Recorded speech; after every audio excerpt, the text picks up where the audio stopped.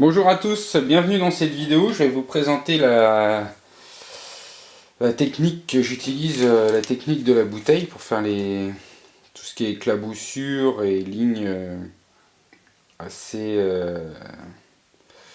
assez énergiques, on va dire. Donc celle-ci c'est une qui a déjà bien servi, hein, elle est toute noire. Et donc on va prendre tout depuis le début. Donc j'ai cette petite bouteille.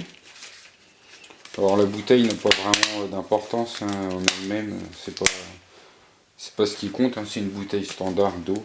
Je pense qu'on trouve ça partout. Alors pour faire ça, donc je prends habituellement ce petit tournevis parce que c'est ce que j'ai sous la main, mais on peut plus avec n'importe quoi. Hein, disons qu'avec ça, ça va bien, ça va vite. Donc je fais un trou avec mon tournevis en plein au milieu du bouchon. Tout simplement comme ça. Alors attendez, je sais pas si on voit bien. Si on voit bien, je vais zoomer même. On verra mieux. Voilà. Alors, donc je fais un trou en plein au milieu. Hop, comme ça. Tout simplement. Voilà, je pense que vous voyez, je vais faire la mise au point. Le résultat, tout simplement. Et ensuite, il faut choisir votre peinture. Donc ça marche avec n'importe quelle peinture. Hein. Ce qui va changer, c'est c'est la brillance. Si par exemple cette peinture est brillante, donc le résultat sera forcément brillant. Si vous avez une peinture mate, le résultat sera mat. Celle-ci est plus une peinture un peu mate. Donc le résultat sera plus mat, quoi. Mais je vais prendre celle-ci pour le test. Donc là, celle-ci est bien épaisse, donc il faudra plus d'eau que celle-ci qui est plus fluide, évidemment. Donc vous mettez... Je sais pas si on a bien vu parce que j'avais pas dézoomé. Donc je vous réexplique. Donc je vais utiliser cette peinture qui est brillante et assez épaisse. Celle-ci est plus fluide et plus mate. Donc avec celle-ci le résultat serait mat. Avec quand même un peu plus de brillance due à l'eau. Avec celle-ci le résultat sera brillant. Vu que c'est une peinture brillante. Donc celle-ci est plus épaisse, il faudra plus d'eau. Mais de toute façon ça n'a pas d'importance parce qu'il faut faire quelques petits tests pour connaître, savoir quelle quantité d'eau il faut mettre. Donc vous mettez de la peinture comme ça tout simplement dans votre bouteille. Je vais en mettre pas mal. Donc là vous voyez elle est bien épaisse, elle reste collée à la paroi, quoi. Et ensuite de l'eau. Alors l'eau, la quantité d'eau ça va changer l'effet en fait. Si vous mettez peu d'eau, vous allez obtenir une peinture qui va être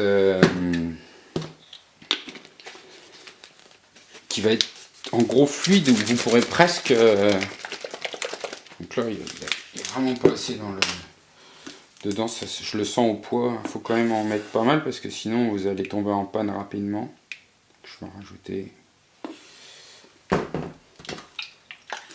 un peu d'eau. Et j'en mets pas tant que ça. Hein. Ensuite, il faut bien mélanger.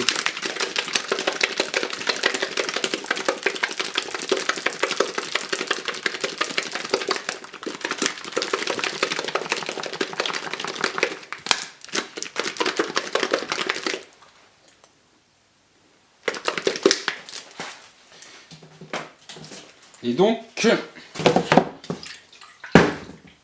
là, elle n'est pas beaucoup diluée. Hein.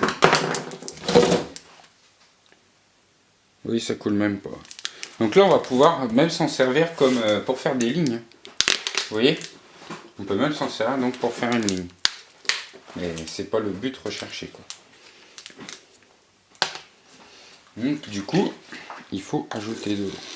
Parce que si je vais en mettre plus. Là on va mettre pas mal d'eau. Il faut beaucoup d'eau, il ne faut pas trop d'eau, parce que s'il y a trop d'eau, ça va déjà devenir assez transparent. Et je sais pas comment expliquer. Ne mettez pas trop d'eau, de toute façon on va y aller par étapes. On va voir ce qu'elle donne maintenant.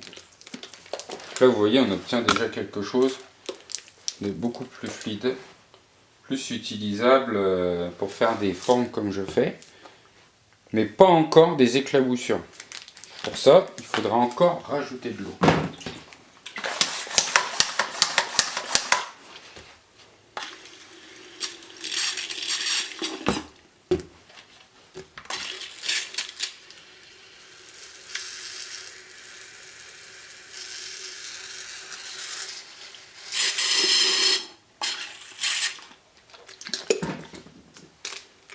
Là, je commence à avoir pas mal d'eau.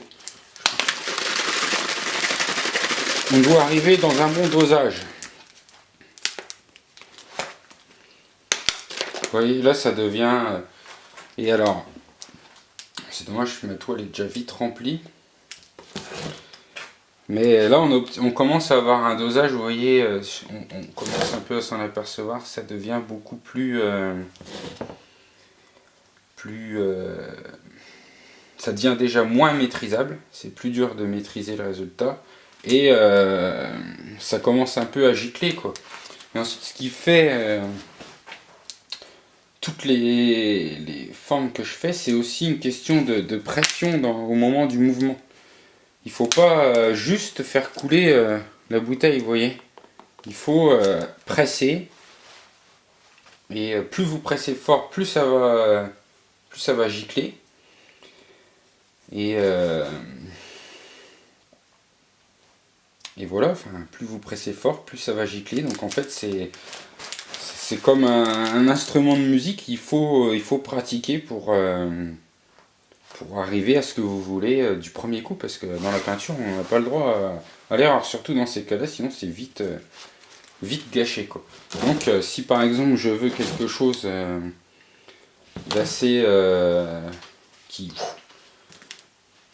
qui éclate un peu sur la toile, il faut presser fort en même temps sur votre bouteille. Regardez.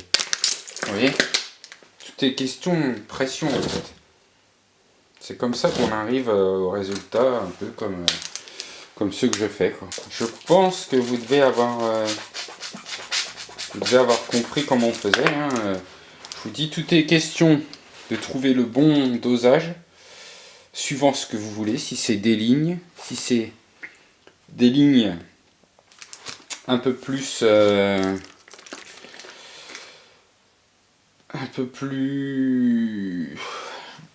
on va dire entre les deux, soit donc des lignes bien droites comme celles que j'ai fait au tout début, soit celles qu'il y a eu après qui sont entre les deux, ou soit vraiment des formes où là ça gicle, où il faut plus d'eau et surtout une grosse pression au moment de vos mouvements en fait. Vous pouvez donc avoir des mouvements où vous avez beaucoup de pression au début, un peu moins pendant ce moment-là, un peu plus là. Vous voyez en fait un peu ce que je veux dire.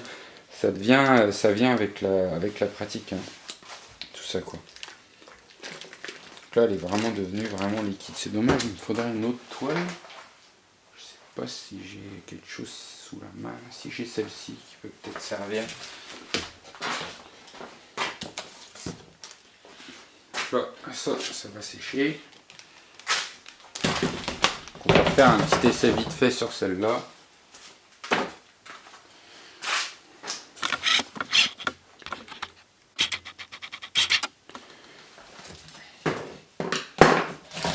Donc ça c'est un tableau que j'avais commencé, mais finalement je vais faire autre chose.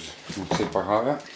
Puis de toute façon, vu que c'est liquide, si je reprends par-dessus, ça se verra pas.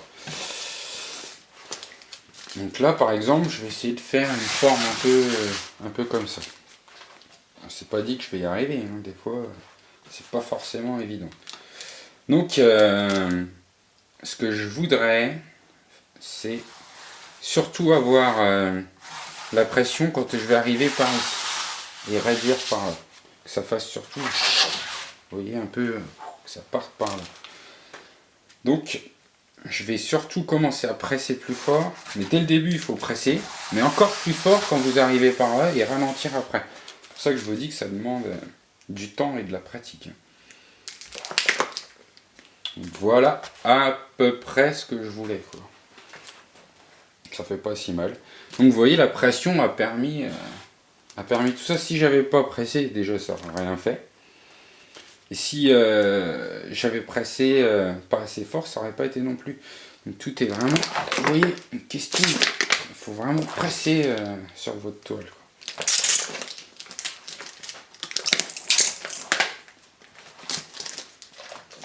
Donc voilà, je pense que vous avez toutes les clés pour réussir cette technique maintenant. Comme je vous dis, qui est surtout lié à la pratique, hein, ça demande du temps. Ça paraît simple, ça l'est, mais pas tant que ça, quoi. Il faut pratiquer. Donc voilà, j'espère que cette vidéo vous a plu. Je vous dis à bientôt.